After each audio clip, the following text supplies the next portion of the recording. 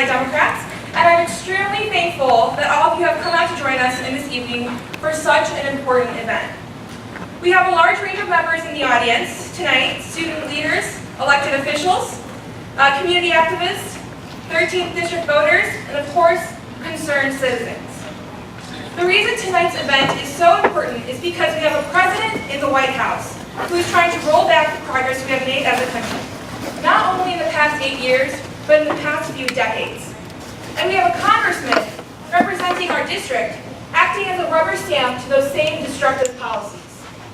Rodney Davis has refused to hold accessible town halls. He has refused to advocate for student issues, and he has refused to represent his constituents. But here's some good news. We do not have to wait until 2020 to take action and make our voices heard. We have a wonderful group of candidates right here, each with their unique experiences and visions to help us move our community and our country forward.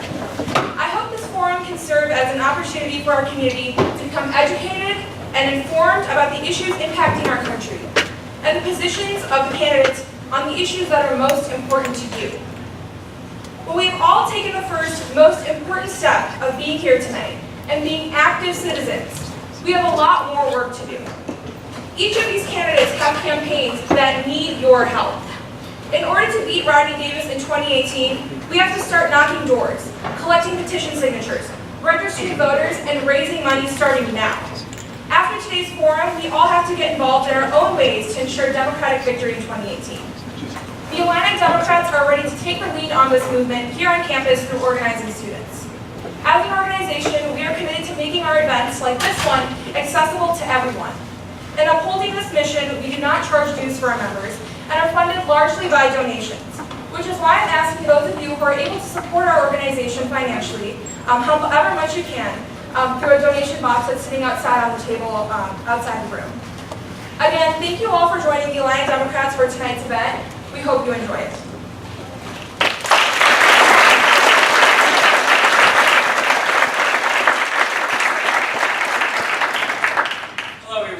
Hello everyone. My name is Max Weiss. I am the Communications Director of Illini Democrats, and I will be moderating this forum along with Professor Jennifer Paulus, who is a journalism professor here at U of I. The way it's going to work is each candidate is going to get 5 minutes to start off. They're going to give a brief intro of themselves, tell them about themselves, and then we'll go into questions. We've got 4 main questions planned. Each candidate will have 2 minutes to answer the question initially, and we'll go into a 3 to 4 minute little discussion about the questions. And then Chancellor will have 2 minutes to close.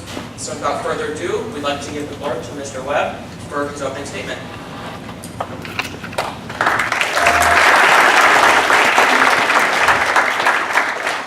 Good evening, and whoa, theater teacher with a mic.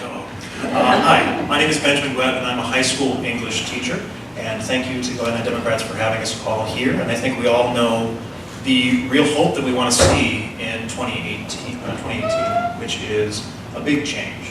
We really want to see this district, which across a number of different election cycles has been very divided. We want to see a group of concerned citizens really come together, discuss the issues, and overturn the decisions of an administration that has refused to listen. There is a strong progressive movement in this area, and we will finally be heard. Now, I don't think the answer to our solutions necessarily come from the past. As a teacher, my realm is not politics, and kudos to every civics teacher that has to talk about what's happening today in the schools. But one of the things that I bring to the table is that as a communicator, as a person who looks at English, looks at language, we need somebody who's willing to have the conversations with constituents. We need to have someone who is not necessarily the antithesis to Rodney Davis, a person who refuses to listen and to learn from the views of the constituents. We need somebody who's willing to moderate conversations amongst ourselves. We have been divided in a number of elections. It's very close, almost 50-50. But as an educator, 50%, 51% is never the aim. We always aim much higher. We always aim for as many people, all of us. And if I only taught to 51% of my students, I would be out of the job faster than anything else. And so we need the strong progressive movement, this movement that is listening and learning from constituents at this level. And we need a person who is willing to hold those conversations, not just with those at the agreeing points, but also those that are willing to have a disagreement and then offer conversation. Say, I hear your opinion, I want to know what your opinion is, let me help you. Let me help understand your point of view so that I can advocate, understand, potentially even empathize, to learn from your point of view and hopefully explain my stance. And so I don't think that we need a moderate necessarily, but we need somebody who's willing to moderate, somebody who's willing to talk with both sides of the spectrum. And so I'm looking forward to listening and learning and advocating for you and bringing your views to the forefront. Because I think this district especially has a lot to teach Congress. And all metaphors and all puns aside, I do look forward to learning how to best serve this constituency. So thank you.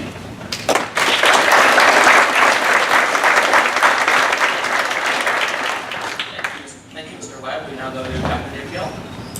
I want to thank the College Democrats for putting this evening together. My name is Dr. David Gill, and I'm a physician in emergency medicine and family practice. I live over in Bloomington with my wife Elaine. We have 3 sons and 3 daughters, and 2 cats and 2 rescue dogs, and a pair of turtles named Anakin and Padme for the Star Wars fans out there. I grew up in Chicago, and we didn't have anything extra where I grew up. My father passed away when he was 37 years old, and I was 13, and if we wanted anything extra, we had to go to work. And so I started working at 13, bussing tables and washing dishes in a big boy restaurant. And I came down here for undergraduate schooling as well as medical school, and I worked through school, stocking shelves at a Kmart and mopping the floors of a laundromat in the middle of the night. And eventually I became a doctor. And as a physician, it's been my privilege to be a part of several organizations that truly reflect my values and the things that I would like to achieve in Washington, D.C. For 25 years, I've been a member of a group called Physicians for a National Health Program. And that's a group of 20,000 doctors that have been pushing and pushing for all these years to bring us the single-payer healthcare system that this country so richly deserves, and that I think any Democratic candidate coming out of Illinois 13 ought to be supportive of. For 20 years, I've been a member of a group called Physicians for Reproductive Choice, and I've also done volunteer work for Planned Parenthood. And I think that we need a Democratic candidate from this district that stands up for women's rights at all times, especially when the opposition is stomping on those rights at every opportunity. I've also been a longtime member of a group called the Union of Concerned Scientists, and we need a candidate that believes in science and that recognizes that climate change is the single greatest threat in the history of humanity. Because if and when we lose this one, there's not going to be significant humanity left to be battling over any of the other issues. And finally, and most importantly, we need a candidate coming out of this that can win. Because this is a time of grave crisis in this country, with a man occupying the White House who stands against such fundamental American principles as freedom of speech, and freedom of religion, and freedom of the press, and the need for an independent judiciary. And we've got a representative in Mr. Davis who not only is he wrong on virtually all the issues that will be discussed tonight, but he stands beside and props up this president and lends power to President Trump. Rodney Davis must be defeated, and I know how to defeat him because I already essentially did it once before. I ran for this seat once before, back in 2012, and Rodney Davis got very lucky that year. Because you see, in years that end in a 2, like 2012, and only in those years, it's relatively easy for an independent to get on the ballot here in Illinois. And we had an independent that year, and he was a liberal independent, traveling around the 14 counties of this district, saying all the same things that I was saying about climate change and campaign finance reform and single payer and gay marriage and a woman's right to choose. So in essence, I was running against both Rodney Davis and this mirror image of myself. And I wound up falling short by 0.3 percentage point. The liberal independent got a little more than 7 points, and Rodney Davis went off to Washington as an accidental congressman. A number of years have gone by, and people have asked me, why don't you run again? How do you think it is that you were so relatively successful in Illinois 13? It's a very difficult district. Subsequent Democrats running for this congressional seat have lost by 50 to 60 times what I lost by. Senator Durbin, a very successful politician, lost in Illinois 13 by 20 times what I lost the district by. Even President Obama lost by the same 0.3 point that I lost by, and he didn't have the handicap of a liberal independent alongside him on the ballot. And I've given a lot of thought to it, and I think that my relative success, near victory, comes from 2 things primarily. One, the fact that I make no apologies for my bold progressive stance on the issues. And secondly, my background as a physician. I've spent nearly 30 years providing care to people in Madison County, and Bond County, and DeWitt, and Champaign, and McLean counties. And I think that people have come to recognize that I do the things that I do, whether in politics or in medicine, simply because I care deeply about their well-being. And they don't see enough of that caring instinct in the field of politics. And I think that even if they disagree with me on one or more of my progressive stances, they're willing to cast a vote for me. So 2018 does not end in a 2. Rodney Davis won't have the protection of a liberal, independent, or third-party candidate this time around. And I'm looking forward to beating him decisively next year, hopefully with the help of a lot of the people in this room. Thank you again for having me.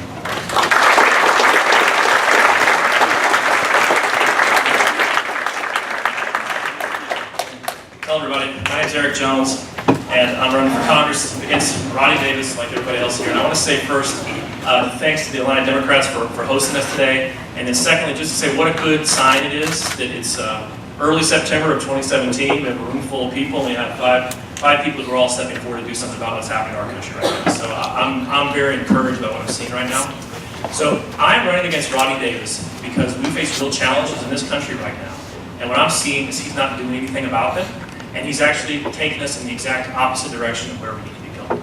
So we're seeing members of Congress, we're seeing Rodney Davis put forward health care bills that would take health care away from millions, that would drive up costs for everybody, and people who even have insurance, and would also hurt rural hospitals. We're seeing privacy protection rolled back that were passed during the Obama administration. We're seeing the rollback of student protection for students who are trying to pay down their student debt and being taken advantage of by student lending companies. And we're seeing we have an economy that's not working for everybody, and we're facing we have a jobs crisis in this country right now. And the challenges that we're facing are all solvable, but we have people in Washington who are not doing anything about them, and it's time we change that. And so I'm running this race because I've been in this fight my entire career. So my background is that I served as an Illinois Assistant Attorney General, and in that role I took on big banks that were forcing Illinois workers to swallow ridiculous fees just for accessing their pay. I don't know if this is something you've all heard of, but it's something that's called payroll cards, and they found a loophole in the law because Illinois law had never considered that a company would force their workers to take debit cards instead of paychecks. And because there was no law on it, they were able to force workers to take $2 or $1 every time they withdrew money from their accounts. And that's the kind of thing that we're seeing that was unfair, and so we fought that. And now Illinois has the toughest law in the country on payroll cards. And as an Assistant Attorney General, I also took on student loan servicing companies that were ripping off students who were trying to pay down their student debt.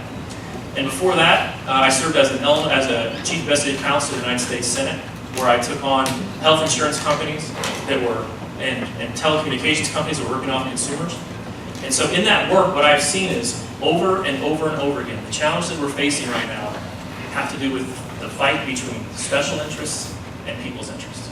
And we need members of Congress who are willing to fight for people and not for special interests. And the thing that we have right now in Washington, we have a member of Congress, Rodney Davis, who over and over and over again is siding with the special interests and not with the people's interest. And so, as an example of that, when back in 2009, we investigated insurance companies that were spending way too much money on CEO pay, and they're spending money on advertising instead of actually spending money on healthcare. And so that's the fight that I've been in my whole career, and I'm happy to put my record up against Rodney Davis's on what I've been doing for people versus what Rodney Davis has been doing. And Rodney has been on the side of corporate interests and big business, and we need somebody who's willing to fight for the people of this district.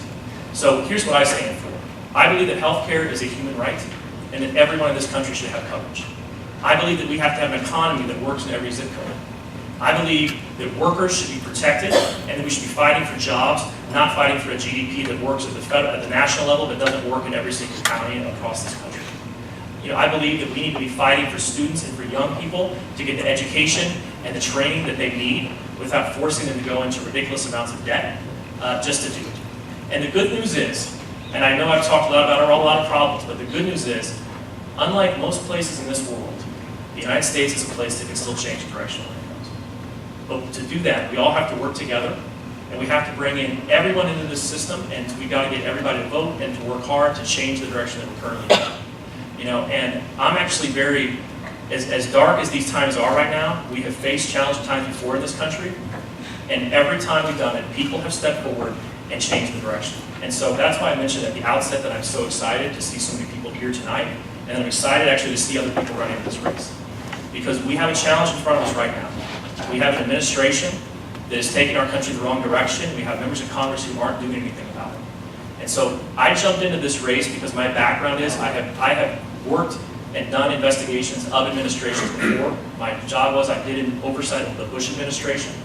One of the things I saw, I was early in my career, I uncovered that FEMA was sending these trailers down to victims of Hurricane Katrina that had high levels of formaldehyde in them, and the people were getting hurt from it. And in that role, it was a life-changing event for me, because in that role and in that work, I learned how significant these jobs are and how it matters who is in these roles, and that Congress is the only place, institution in our country that answers directly to the people and that can hold an administration accountable. And so we need people going to Congress, not only who can win, but that are ready on day one to hold this administration accountable and who know what they're doing. And that's why I'm in this race, because I believe that our best days are in front of us, but we just have to fight for them. So thanks a lot, and I'm happy to be here.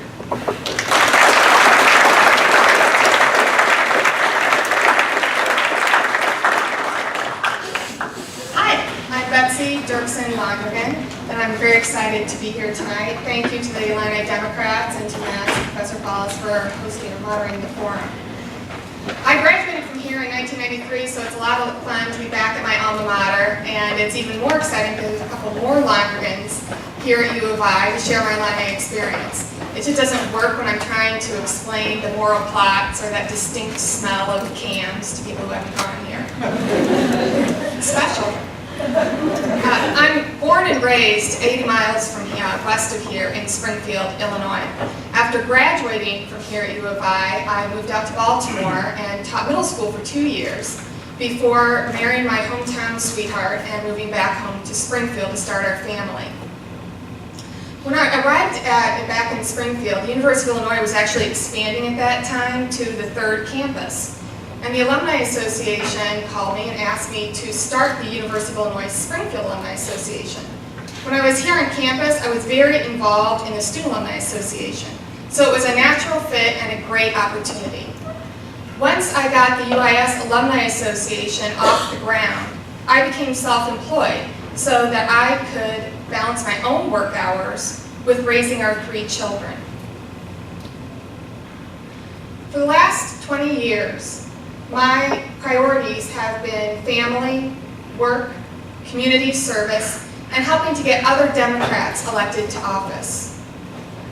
I believe as Democrats we are the people's party, and we are the protectors of the American dream.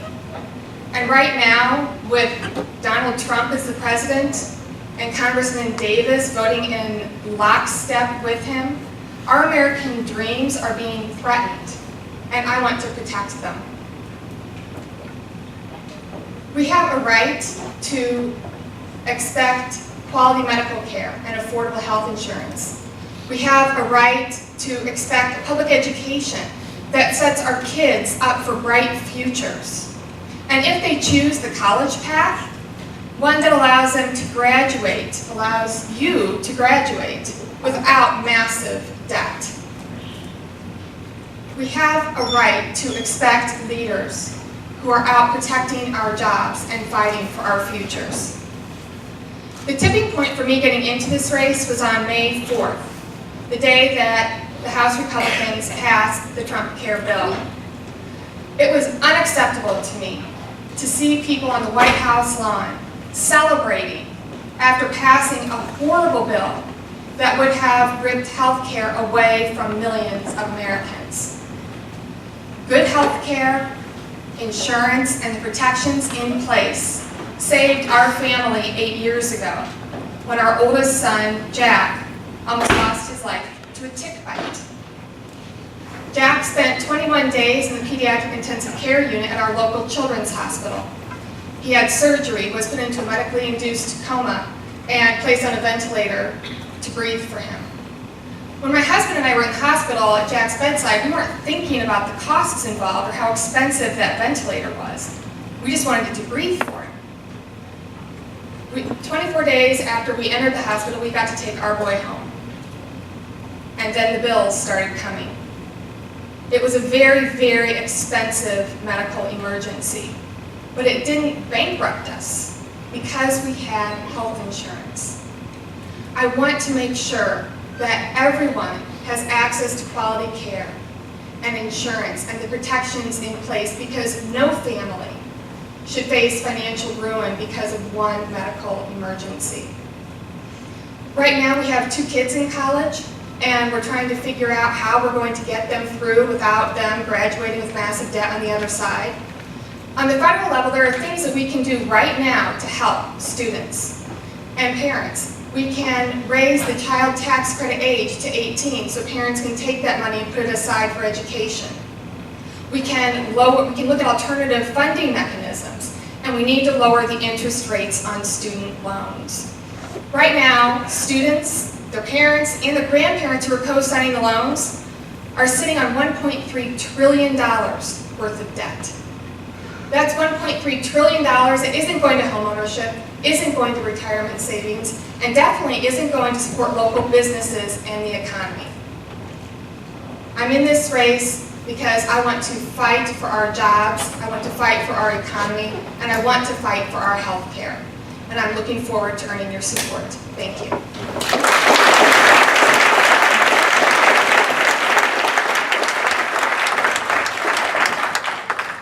I would like to reiterate my thanks to the Illini Dems, and also, if you spend enough time on a campus like this, you realize that there is a workforce that is oftentimes unacknowledged. The service workers, that's IU members who keep this university running, who made this room ready for us today. Thank you to them. I think we owe them a round of applause.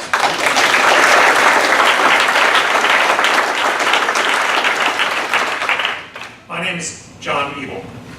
I am a husband, a father, I'm a veteran, I'm a professor here at the University of Illinois in the Department of Religion. I'm a Christian. My wife is Jewish. We are a proudly interfaith home. We have lived in the community here for 12 years. We have raised our children here. This is a place that is dear to us. And I want to be your congressman. I came to this point in my life because of 2 oaths that I have taken at various moments. The first I took when I was just 18, younger than I think most people in this room, when I was being sworn in as a midshipman in my ROTC unit. It was an oath to support and defend the Constitution against all enemies, foreign and domestic. The second oath, an unspoken oath that my wife and I shared each of the 3 times that we brought a new little girl into this world, was an oath to stand with her, to support her, to love her, to comfort her in times of difficulty, and to celebrate with her in times of triumph. I've come to think over the last number of months that I cannot keep these oaths and stay out of this race. In November of 2016, an enemy of our Constitution, its spirit and its letter, stood for the highest office in this land and won. Untruth, willful ignorance, vindictiveness, and viciousness stood for the highest office in this land and won.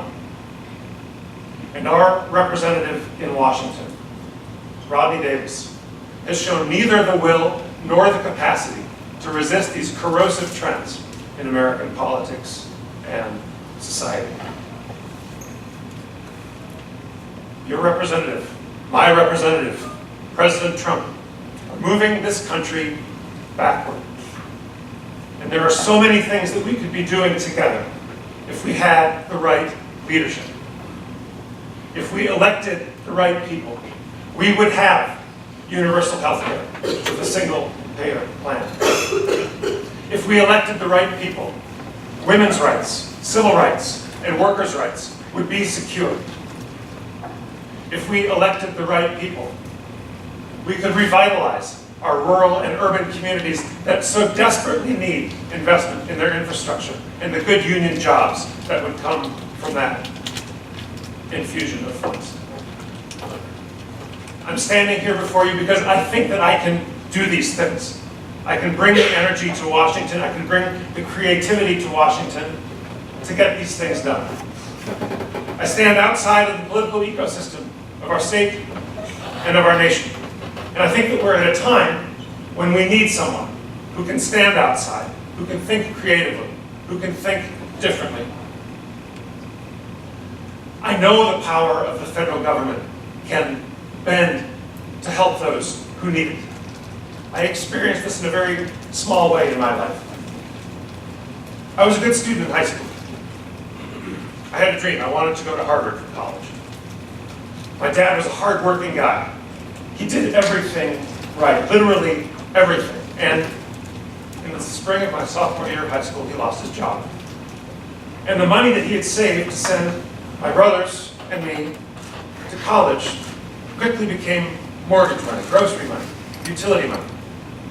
You learn a lot about your dad when you see him go through something like this, and what I learned is that he had an unfailingly true moral compass and an amazing work ethic. And I know that the day that he pulled me aside and said, "John, we don't have the money for you for college," was the hardest day of his life. And that's where the federal government stepped in. I applied for and received an ROTC scholarship. 4 years of service, 4 years of tuition. And I used to think that it was the Navy that gave me the privilege of going to Harvard. What I've come to learn is that it was my dream of going to Harvard that led me to the privilege of service. Service as an intelligence officer in the Navy, service teaching here at this wonderful land-grant university, and service, I hope, as your next congressman. Thank you.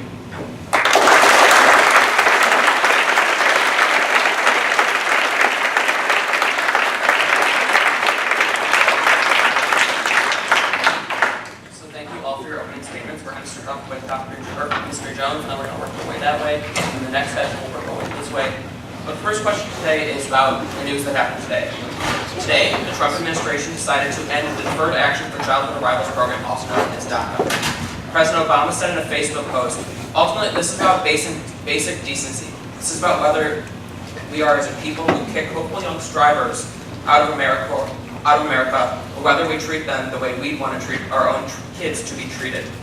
It's about who we are as a people and who we want to be. Based on the actions of President Trump and the words of President Obama, what would you do to address the DACA program and the immigration system as a whole?" You have 2 minutes. Great, thank you. Thanks for that question, and I'm glad that we're discussing it. I saw the news myself today, and I just want to say, I'm sure like a lot of you in the room, I'm completely dismayed by it, and it bothers me to the core of my being that our president is now abandoning a program that we put in place that people are relying upon, and that they came forward and were part of, and their status in this country is now in question. In my opinion, this isn't the kind of country that we should be living in, and this isn't what we stand for. These are children, and we have to remember that, and we need to be protecting them, and we need to show the rest of the world what kind of place we're in. And this country has been founded upon immigration and all the people that have come here. And I think we need to be making sure that we're doing everything we can to protect these kids from being put in a terrible position. And so, at a core place of who I am against what the president's doing. And I think that hopefully there's going to be court challenges involved in this. I worked for the Attorney General's office in Illinois, and I think in the meantime, the bad news is we do not have control of the administration. We do not have control of the House or the Senate. And so the first thing we can do is be putting pressure on members of Congress right now to do something about it, and I think that's actually working. So what I would say is, as the groups that have been servicing, they had an impact on the healthcare vote already, and I've seen them mobilize, and I would be part of that effort. They're going to have an impact on the members of Congress right now because people do not want to be in the same camp as Donald Trump on this. Moving forward, I think we also have an opportunity from our attorneys general across the country to file lawsuits against the president for this. I've seen our own, they've been doing that in other states, and I think that's something we should continue to have. And then finally, when we get the Congress back, we need to put forward legislation that will protect them, and then also find a path to citizenship for those who are here. And so, but to do that, we have to win the House back, we've got to win the Senate back, and then in 2020, we need to get the White House back. Thank you. Thank you.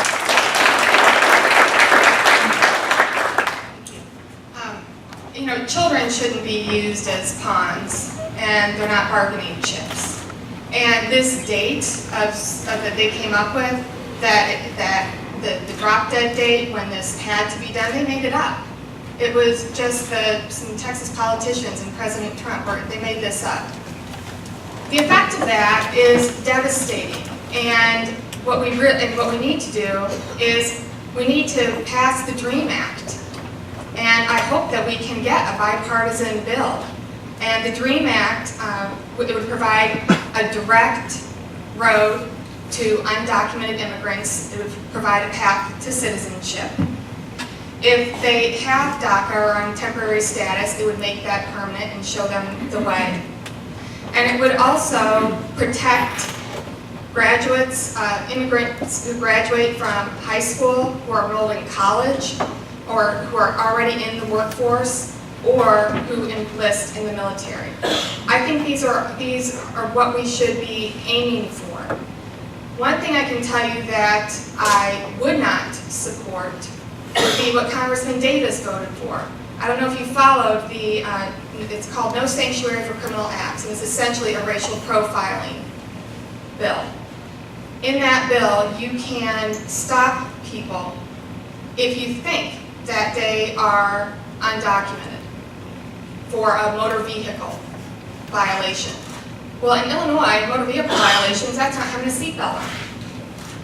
But you can stop them, and if they are not, if you have reason to believe they're undocumented, then you can detain them, and there is no length of time determined for how long you can hold them while they prove their citizenship. It's entirely backwards, and it's un-American.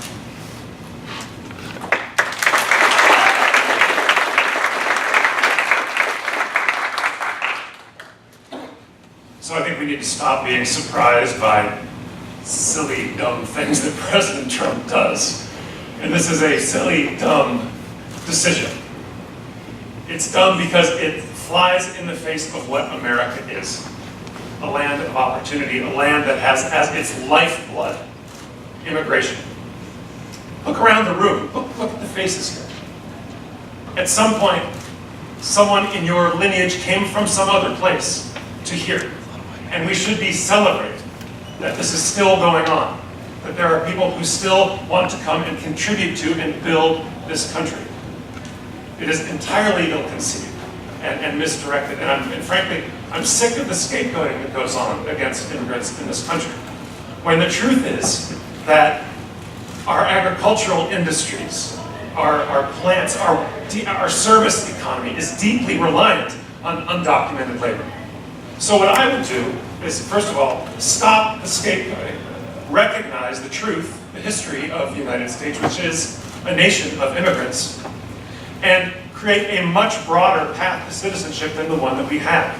We should be welcoming people based on their skills, based on their ability to contribute to the economy, and also based on family connections. I mean, we've been in this weird sort of rabbit hole where your grandmother doesn't count as a legitimate family member.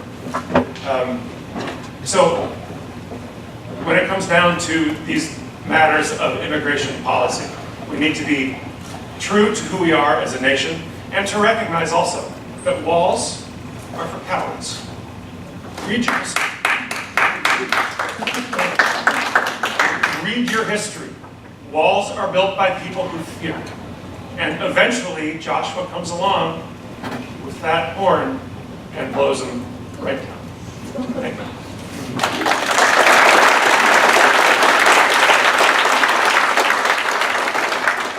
I think when we look at the Trump administration, one word that we're going to continue to go back to is the word cruelty.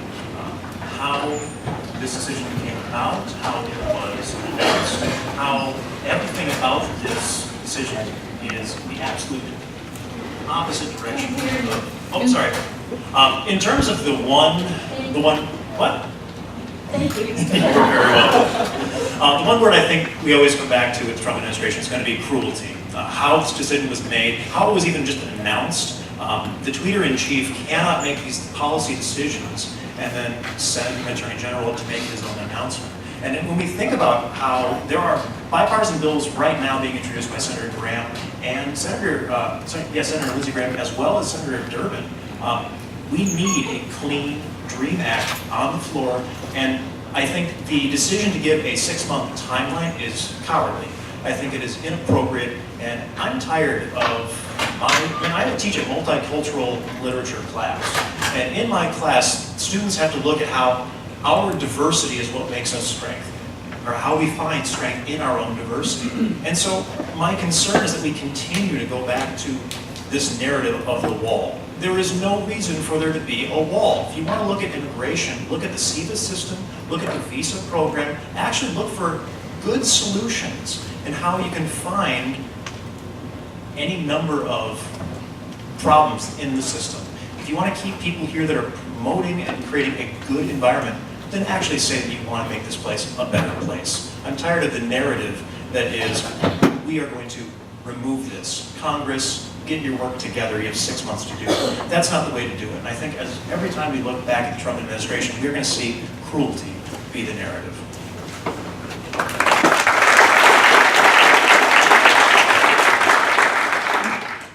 I'm proud that when I go to work in the emergency department, when somebody comes in with chest pain or with an appendix that's about to rupture, we don't ask for citizenship papers. You know, that speaks to my worldview that we are all precious, and we address each patient as being precious, regardless of where they come from.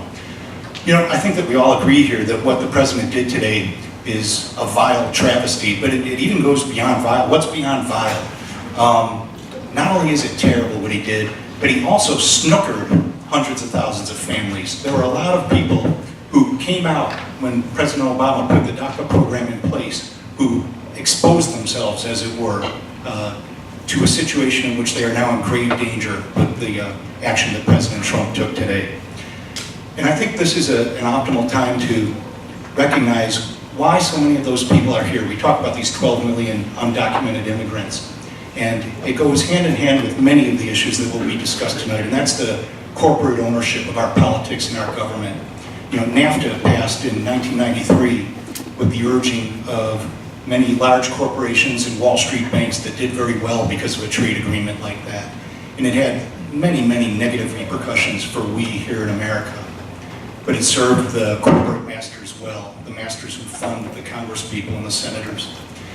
And one of the other impacts of NAFTA was that most people estimate that about 2/3 of those 12 million people, they didn't want to come here. People don't want to leave their home, but they were forced to because of economic conditions created by NAFTA. And we can reverse that when we have the proper people in Congress. I'm proud that my campaign doesn't take any of that corporate cash, and I appreciate the opportunity to be here.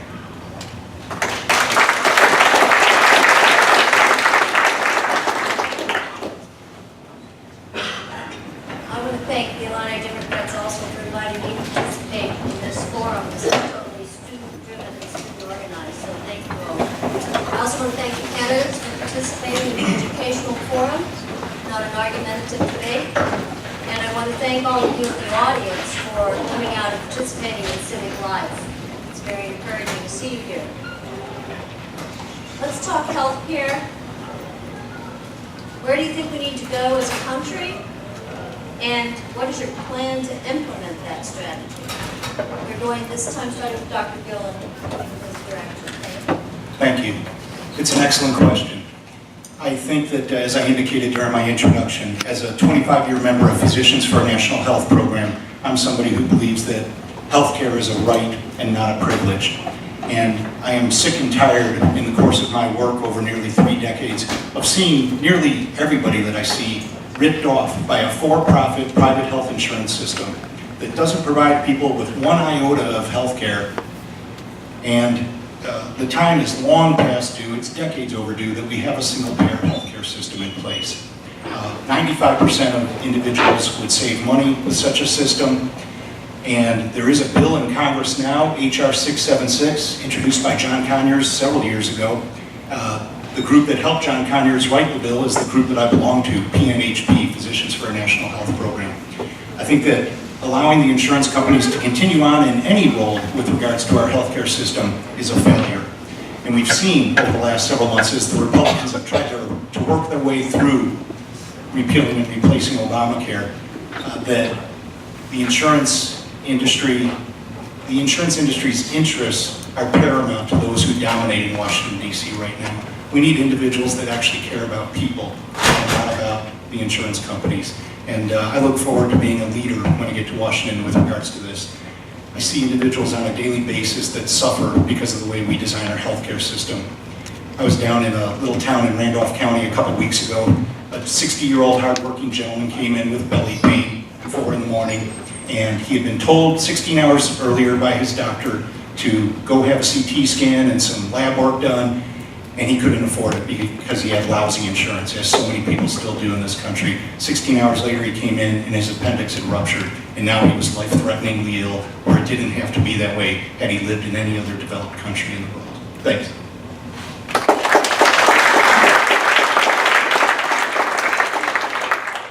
I also would like to see us move towards a single-payer system. But the near future, the thing I want to look at in the near future is repairing what we have for the Affordable Care Act. As a bill that was pushed through and as a bill that is the law of the land and does a good job. We, for the first time, are seeing in every county in the nation at least one provider in the Affordable Care Act. And it took time to get us there. As we move towards a single-payer system that can benefit everybody in this nation, we need to look for the repair that we can make to continue to improve the healthcare system that we have that remains the law of our land. And so as we look at ways to bring down the costs of premiums, as we look to incorporate how we can afford mental health, looking at how we can include every way of health, we need to uncouple our healthcare from employment. And so as we move in the direction of single payer, I want to see that be the focus, repairing what we have, fixing it, making it healthier as a bill, so they can in fact remain strong and continue to remain strong enough to defeat a Republican agenda that's still trying to repeal and replace. And the concern that I have is that the narrative right now is we're going to come back to that later. That is code for let us sabotage it so that we can continue to find ways to underfund open enrollment notifications, continue to find ways to hurt the healthcare system so that it can become a self-fulfilling prophecy. And Ronnie Davis is very rehearsed on his message that Obamacare is crumbling. That's not the case. We can show him that that is not the case. So I want to see us move towards single payer, but I also think there are legitimate plans on the floor right now, and how we continue to strengthen it and make it an even healthier system.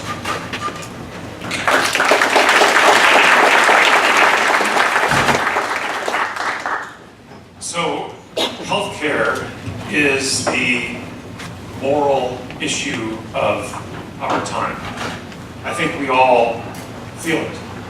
It's also a major economic issue of our time. But I want to start in the moral place, because I think we all need to ask ourselves the question, what is the acceptable number of babies who can't see a doctor? What is the acceptable number of families bankrupted by a chronic illness? What is the acceptable number of hospitals that go under because they're not being paid for the care that they provide? For me, that number is 0. And I know that we can get there. If all you want to do is hold on to the ACA, which has been a good step in the right direction, your number is significantly higher than 0. There are still a lot of people who are not getting coverage, who are not able to see doctors under the ACA. If you're Rodney Davis, your number is like 30 million higher than under the ACA. Because he, without doing his homework, he voted for this plan to go through that was going to, according to the Congressional Budget Office, kick another 30 million people into an uninsured status. So this is, as I said, it is an issue of great moral urgency. It's an issue of great economic urgency for the way that it weighs on families, for the ways that it weighs on small communities and hospitals, and also the unspoken thing, the extent to which it impacts a woman's reproductive freedom.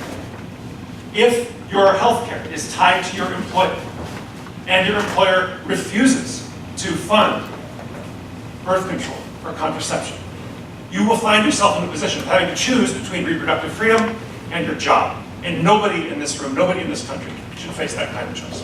Thanks.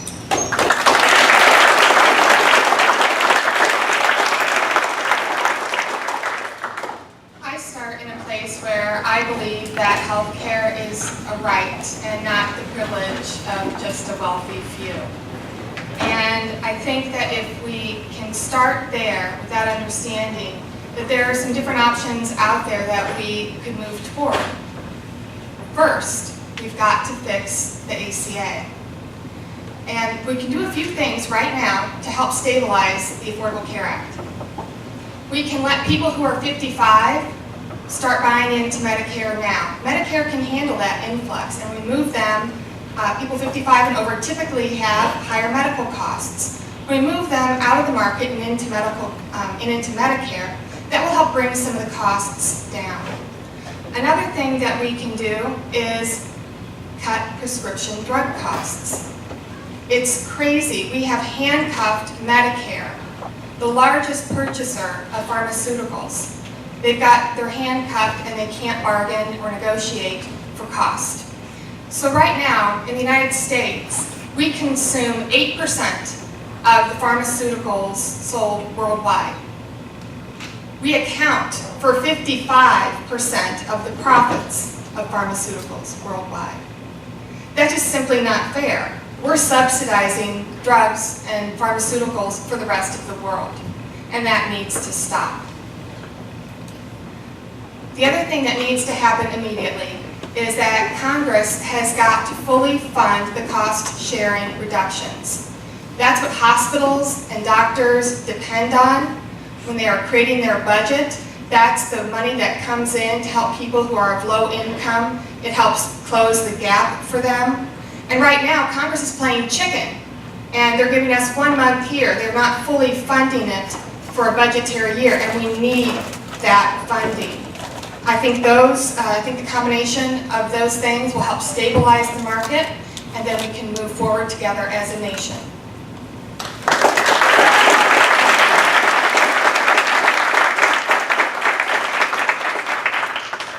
So first off, healthcare is a human right, and we need universal coverage in this country as soon as possible.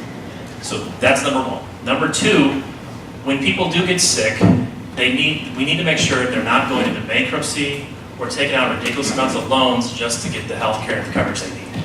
And also, we're also facing a situation where people are paying too much in premiums on a daily basis. I hear this all the time, that they're paying too much for too little care. And so those are the problems that we're facing. The question is, how do we get there? And I think the fastest way to achieve this is to allow anybody to buy into Medicare who wants to get involved. And whether that's, if you can afford it, let them buy in. If you can't, you get covered. And so that allows anyone to have health care in the country that need it. And then we also need to make sure that we're doing something about controlling the cost. And I'll tell you, I've investigated insurance companies before. I've seen what their game is. The problem that we're facing is that they want you to pay your premium, and then when you get sick, they don't want to cover you. I've heard this story too many times, over and over and over again. So what we need to do is let the federal government come in here and let anybody who wants to be part of Medicare come in and get part of that plan. And if we can do that, what's going to show, this is my view, this is the insurance companies, they've shown what they're about. So let's let people choose, and let's let people get into Medicare so they can get into a system that works for them. And what we're seeing right now is we're seeing members of Congress push us in the opposite direction. And the question we have to answer ourselves is, why are they doing it? Why are we in a situation where we have a Congress that's pushing bills and actually hurting people in this district? And it comes to the point that I made earlier, which is that we are in a battle right now in this country, and it's been going on for years, between special interests and between what's right for the people. And we have members of Congress who are working on behalf of insurance companies, and that has to stop, and we need to make sure that we have insurance, we have everyone in this country gets the health care they need.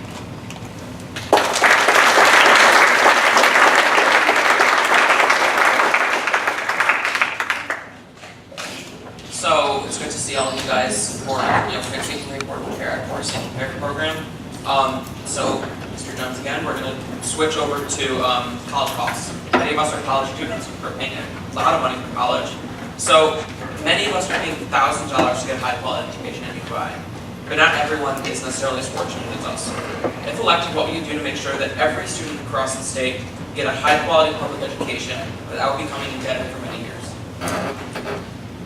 Well, this actually, this is a situation I deal with myself. I'm almost 40 and I'm still paying off my student loans too. So this is a situation I understand very well. And what we need to make sure that public education and higher education is something that everyone in this country has access to if they want it. And we have a major problem where students and young people are going into ridiculous amounts of debt just to get through the system and get their the first job that they're out there for. And this is actually having a big impact across our entire country because students now and young people, we're seeing lower and lower incidents of people starting small businesses. And one of the reasons for that is we all have to take just a big risk just to get through the system, just to get a job, and just to get our education. And so you're not in a situation where you can take a risk when you're in your mid to late 20s and start that small business because you're already paying down ridiculous amounts of debt. And it also is delaying home ownership. It's having an impact across our whole country. So we've got to make sure that it's affordable and anyone can get higher education who needs it. And I also want to make a point that I know this isn't exactly on the question, but I think we also we can't forget that there are all kinds of jobs out there for people. And higher education is incredibly important. And the University of Illinois system shows what people can do when they come here and they can get ahead. But we also have to remember that there are a lot of jobs out there that require technical training. And so we also need to make sure we're supporting people who are trying to get technical training to get the jobs that are available too, whether it's electricians or plumbers or pipe fitters. I've been talking to people across this district who tell me over and over again that there aren't enough people to fill some of those jobs. And so I think that's something that I just want to make sure I mention that because I think that's something we can't forget about. But as far as education goes, people should be coming out of school with debt that will follow them for the rest of their lives. So right now, to help the people who are currently facing it, one, Rodney Davis allowed the Trump administration to roll back protections that were in place for students who are paying down their student debt. We've got to fix that immediately. And then secondly, we need to allow people to, anyone in this country can refinance. You can refinance a mortgage, you can refinance all kinds of debt. We don't allow students to do that. And that is incredibly unfair. And so that's something we could fix immediately, but in the long term, we need to invest in our public education and dramatically bring down costs.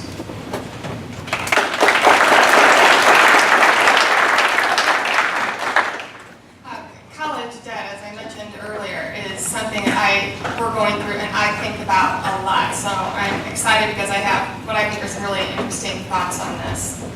As I said, we can do things like raise the age for the child tax credit to help parents put money aside for their kids. Yes, we've got to reduce the interest on loans. But if we really try and rethink the whole way that we pay for college, right now we could let people put money aside in 529s for apprenticeship programs. We could incentivize employers to use it as a benefit of employment, where they can put 50% toward retirement savings and 50% toward helping somebody pay off their student loans. And another idea that I think that we need to explore very seriously is incorporating more income share agreements with colleges, where now that would require a pool of money on the front end, but a student when they apply to school, would have no upfront costs. On the back end, they would pay back a percentage of their income back to the school. Now, what I love about that plan is that both sides have skin in the game. That aligns the interests of the college and the students. The students want the education, and the college wants to make sure that student succeeds, is prepared, and also employed on graduation. It's something that Purdue University has done very successfully, and it's something I would love to see us expand. I have a couple other ideas, but I'm running out of time. Education and moving us to a higher level as a nation. If a good offense or good defense is a good offense, right? That's a football saying, Jack. Then we should be investing in our students and creating an educational offensive.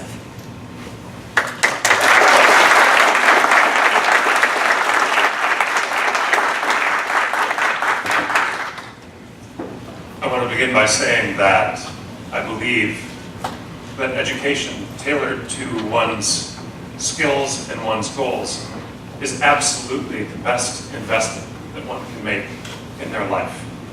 It is the one sure ladder that we know will raise income level, will raise employability, will raise the quality of life across a lifespan. So the amounts right now are daunting, yes, but education remains an amazingly good investment. I believe this so strongly that I have committed my life to education. And one of the problems that we face, of course, rising tuition costs are burdensome. But it has been since 1980 that working and middle-class families in America have gotten a raise. So while tuition has grown dramatically, our ability to pay for it has also shrunk dramatically. In 1980, when St. Ronald entered office, the cost of tuition, room, and board, I said that facetiously, by the way. The cost of tuition, room, and board here on this campus was $2,500. That was the average across public universities. If you went to a private school, it was $5,000. So what we're talking about is a car payment, essentially, on for your student loans. Whereas now, you're taking on a mortgage. And inflation has driven up those costs, but what we really need to think about is how we are going to raise the earning power and the wages of those who need this educational opportunity, who want this educational opportunity, and who will make amazing use of it. Thank you.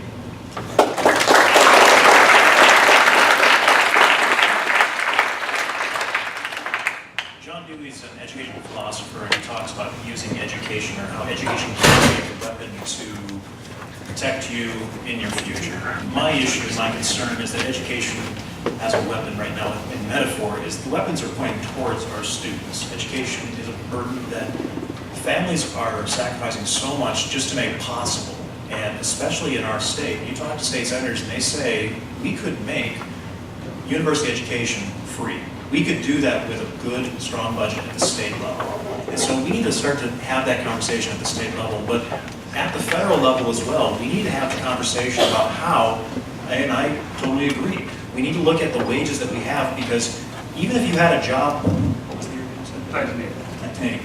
And so in looking at the wages at that time as well as today, we've not had any increase. You could put yourself through school at that time. And I'm too young to remember that. So, but one of the things that I look for is that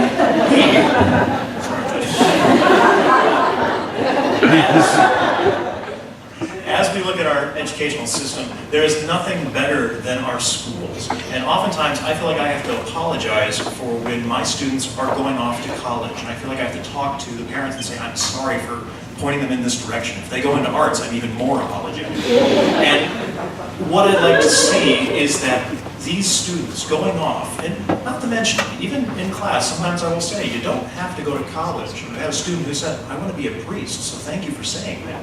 We need to look at trades, we need to look at vocations, and we need to think about how we can provide these for our students. I think the answers can be found at the state level first and foremost, but at the federal level, we really need to see this as an investment. It is something that doesn't have immediate effects, and even in my own classroom, I might not find out until 8 years later that I had a positive impact on that student's life, but it's an investment.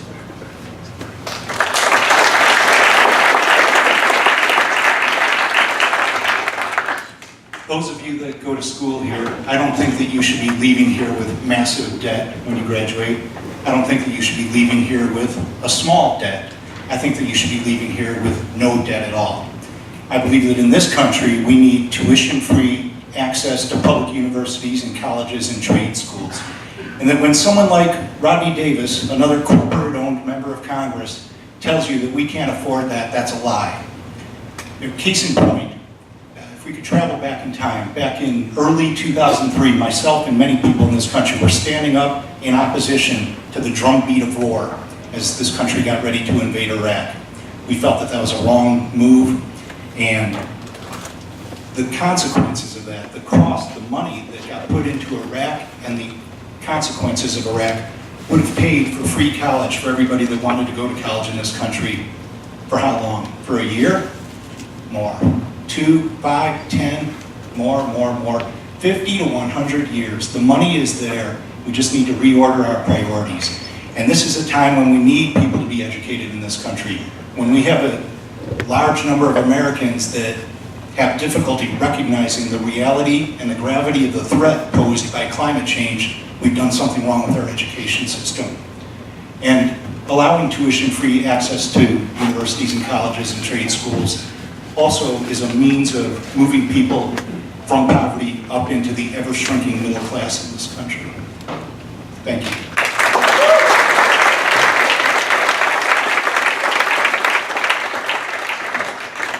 Thank you all for watching the clock. Good job so far. You have 2 minutes for this question. We have a wide district geographically and in interest, rural and urban. What do you see as the federal role in developing economic opportunities and jobs in our community? I guess we're starting back on the left. Okay. Oh, I'm sorry, Dr. Gilman. Well, I think that every politician and would-be politician across the political spectrum says that they want to bring jobs back to America, and I don't disagree with that. I think that we need good-paying jobs in this country. I alluded to NAFTA earlier, and we've had several other trade agreements like that that have sucked the manufacturing jobs that paid individuals well in this country out of this country. And I would start at the lower end of the economic ladder by saying that we must have a $15 an hour minimum wage. I think it's a travesty where minimum wage is today in this country. Had it kept up with inflation, it would now be more than $23 an hour. Had it kept up with CEO pay, it would be more than $30 an hour. And I think that one gets an economy humming. There's studies that show that the economy does well when you reward people for their work. American workers are more productive today than at any point in history, and they're not being rewarded for their work. The money's going to the CEOs who then fund the Congress people.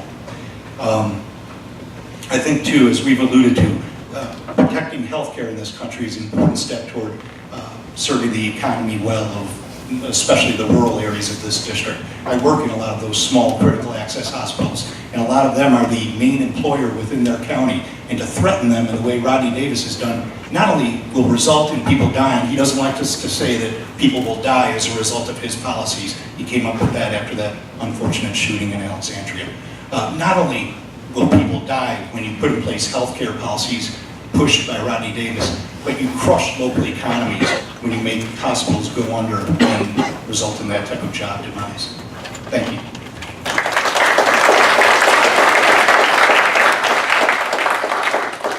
One of the things I've been doing on the campaign trail is following a few people on Twitter, so President Trump as well as Rodney Davis, and especially the last 2 weeks, he's talked a lot about agriculture. And yes, we are an agricultural district, but we're not just that. And I think about a lot of corporations that find homes, especially where I live now in Bloomington Normal.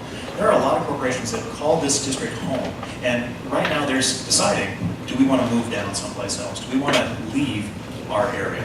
And so we need to find ways to invigorate corporations that are choosing to call this place home while not letting them take too much off the top. And so a lot of times we talk about corporations getting their fair share, paying their fair share. We need to find ways to incentivize the workforce and find ways to actually take an educational approach to the jobs in this district. Find ways to give professional development for all of those that are going to continue to have those jobs for the next 10, 15 years. As a teacher, I often am preparing my students for jobs that have yet to be invented. And as we look at startups, as we look at the businesses and the futures that are actually going to be here in 15 years, we need to find ways to actually keep that going, keep that momentum there, and keep that spirit here in this district. And so I really want to see corporations and companies, large and small, incentivized for actually putting their money, putting their focus in their workforce, finding ways to give them the professional development. As a teacher, I'm required to get professional development to keep my certificate. We need to find ways to incentivize that process for all of the workforce. Because I look at my dad's job up in Rockford, Illinois, where I grew up. His job's changed about 5 times in the past 10 years. And he's had to change to remain relevant in the workplace. And the computer can't do it better than him yet. But he's working to actually make it a stronger and better program. He still can definitely do his job, but his job has changed. And I want to make sure that the workforce in this area can choose to innovate, remain creative, and prepare ourselves for that future.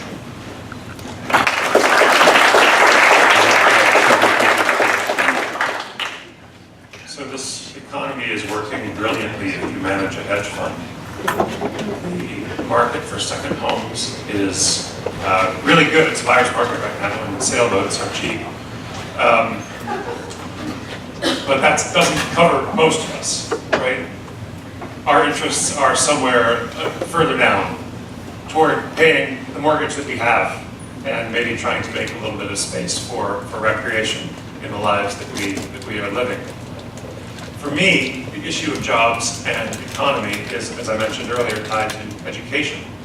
It's also, for us here in the 13th District, tied to infrastructure. What I would like to see from the federal level, this is something that the federal government can actually do, is an aggressive investment in infrastructure, both here in the 13th District and across the nation. We have communities here, rural communities, urban communities, where the roads are crumbling. We have rural and urban communities where broadband access, which is as important today, really, as the access of roads and sidewalks and sewage. It actually sort of brings all of those things together, doesn't it? But this is the sort of infrastructure that we need to be investing in across the district and across the nation. In that investment, we would see the growth of jobs, good union jobs that are going to bring income to communities that need income. We can incentivize lawyers and doctors and teachers to come and locate their skills and their practices in these communities to really revitalize both rural and urban America.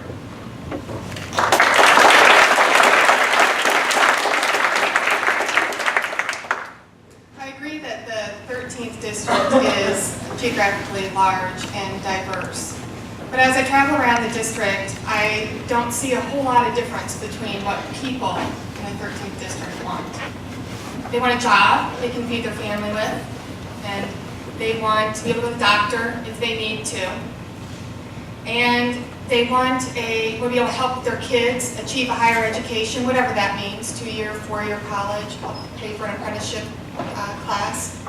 And at the end of the day, what they really want is a local economy that's strong enough that maybe if their kid does go off to school, that they would consider moving back home to their area because there's a job there that they can raise their family on. And maybe they can have family dinner on Sunday.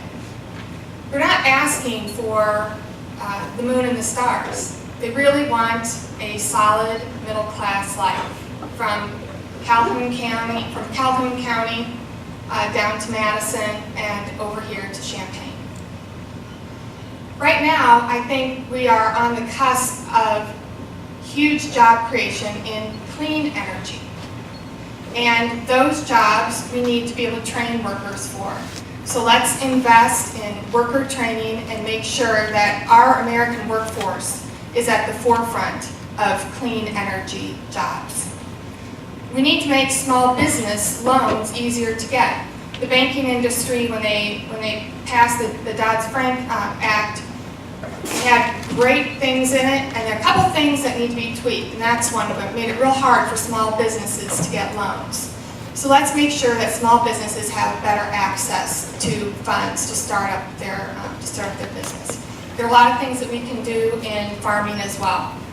There's a lot of opportunities here in the 13th. We just need a representative in Congress who's thinking about the people here and moving us forward together.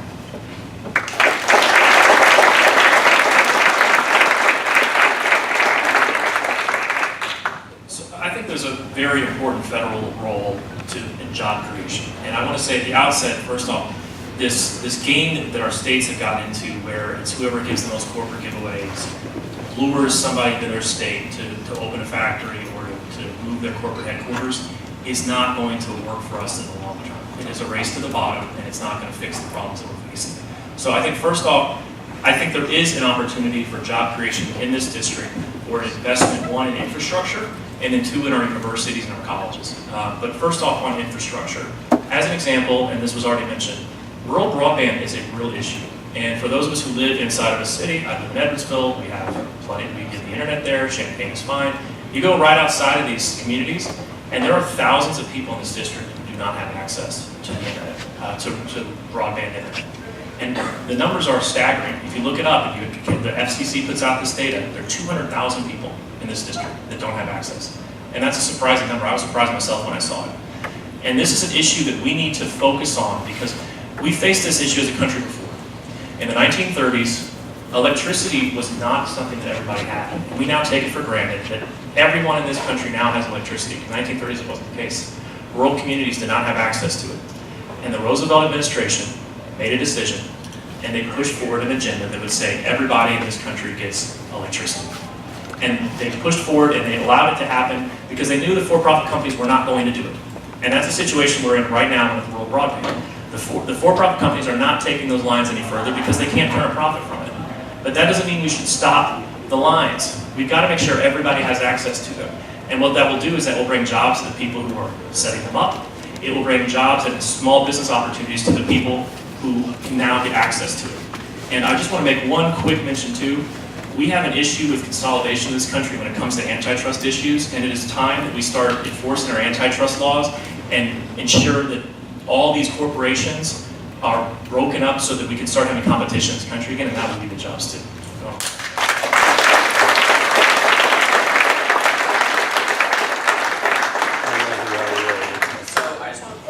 The candidates' conclusions by saying we obviously cannot cover everything that we want to talk about.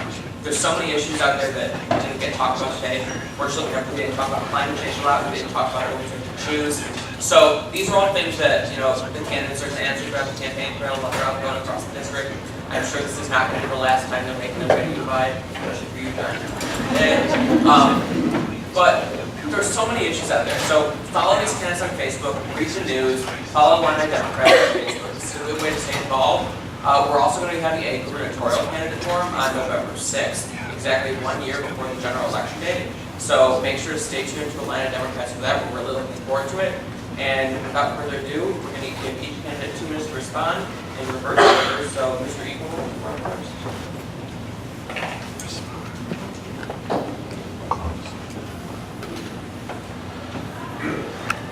Thank you, everyone, for being here tonight. Thank you for listening, and thank you for questions. I said at the outset that I want to be your congressman. What I mean by that is that I want the work of being your congressman. I want to get up every morning, whether it's in Washington, D.C., or here in the 13th District, and go to work to try to bend the power of this amazing nation to serve working and middle-class people. I want to meet with you in town halls. I want to hear your ideas. I want to hear your critiques. This is a politically diverse district. Every decision, every vote is going to make somebody happy and is going to make somebody upset.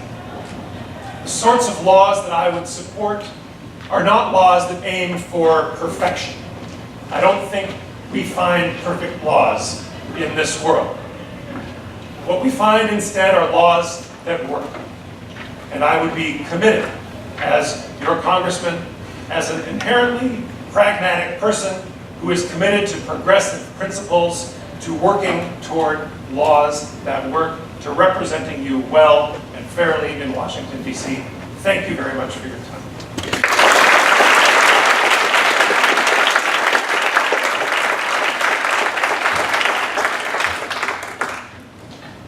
Thank you again for having us here tonight.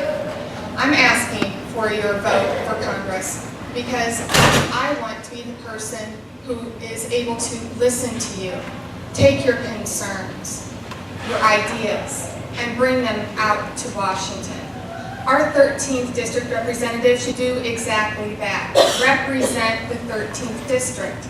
That means listening to everybody. It means getting in your car and making sure that you're reaching every part of this district. Because if we didn't learn anything from 2016, one lesson we have to learn is that nobody likes feeling left behind, and nobody likes feeling ignored. And I'm standing here in front of you asking to please communicate with me. Please talk. Let me hear what you're thinking.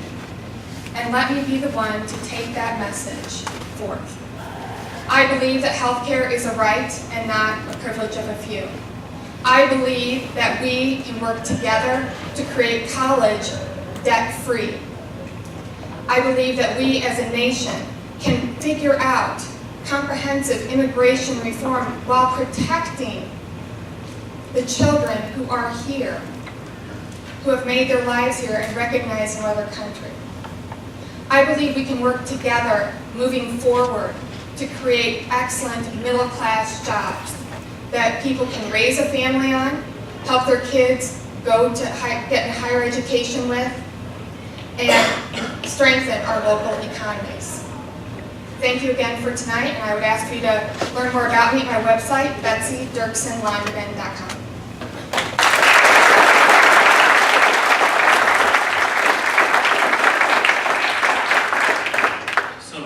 Before my closing, let me just say, I'll do that, but I just want to say that climate change is real and science is a thing. So just so you probably know where I stand on that issue with that. Thank you all for being here tonight. I think it's fantastic that we're here. And I know that there's a lot of negativity in our country right now. And I know we have a lot of concerns. I know I do. That's why I stepped forward and why I'm doing this right now. But we faced difficult times as a country before, and we've gotten through them. And that's because ordinary men and women stood up and said, enough, and that we're going to do something about it. And the good news is, we have a country that can still change. Not everybody has this option in this world, and we happen to have it.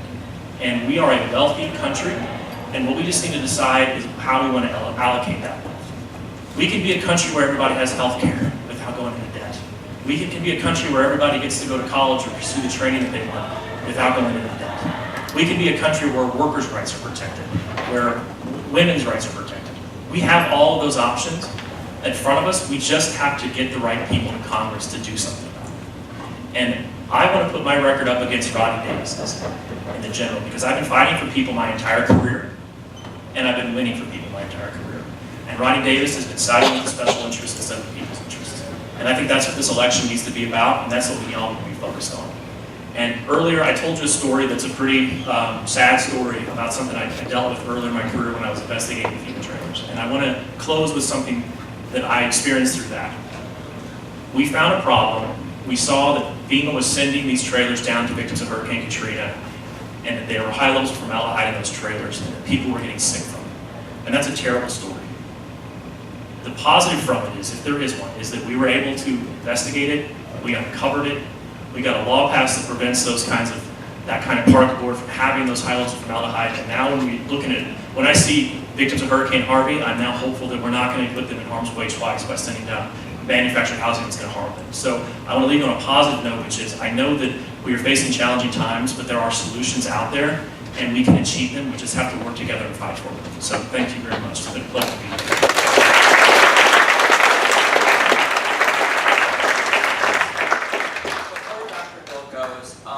State Representative Carol Ammons is hosting an event on Saturday, and one of the things these candidates have to do is get on the ballot. They have to collect petitions from across the district. Do you guys know what the number is? 784.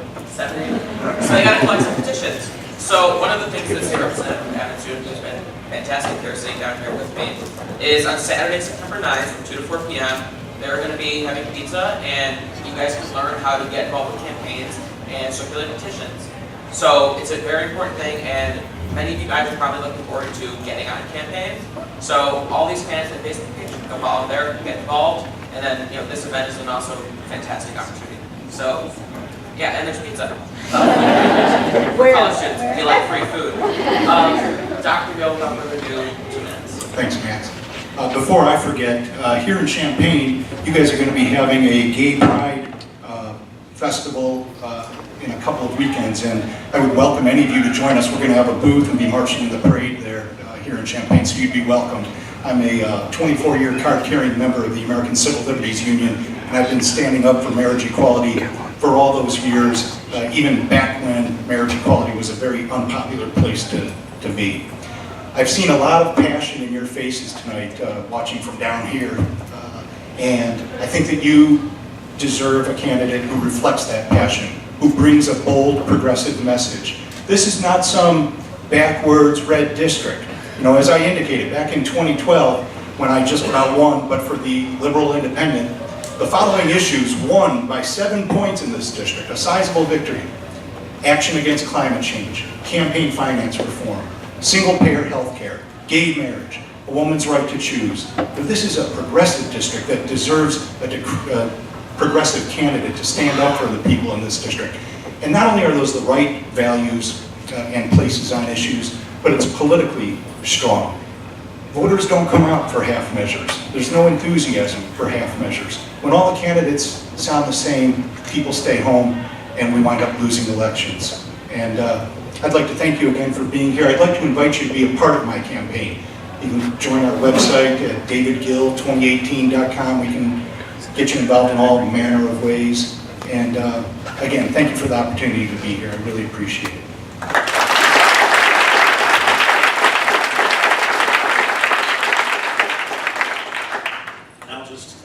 Thank you, Atlanta Democrats, for having this event. Also, thank you to the timekeeper. It's often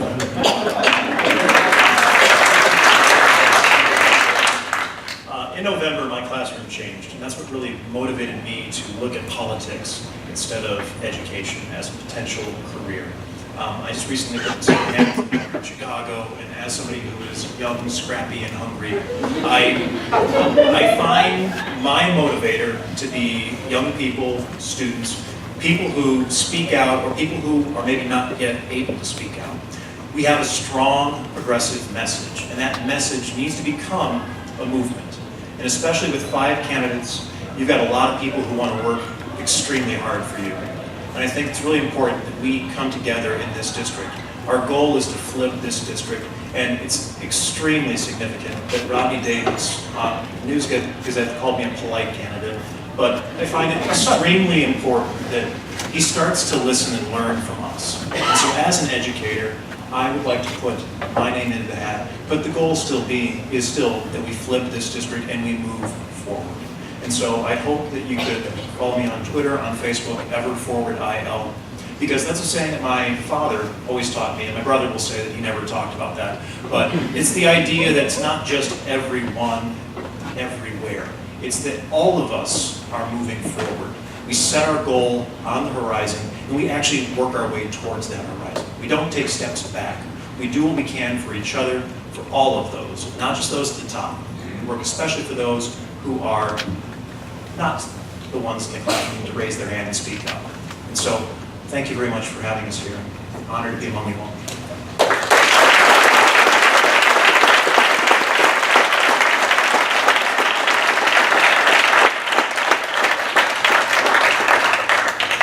So, it's now 7:32, we're staying on time, I'm glad about that. Thank you guys all for coming. We really appreciate it. It's nice to see some congressional candidates down here. Once Rodney Davis never bothers to stop by here. I can't fathom why. But it's fantastic to see you all here. We look forward to helping whoever wins the Democratic nomination win in 2018.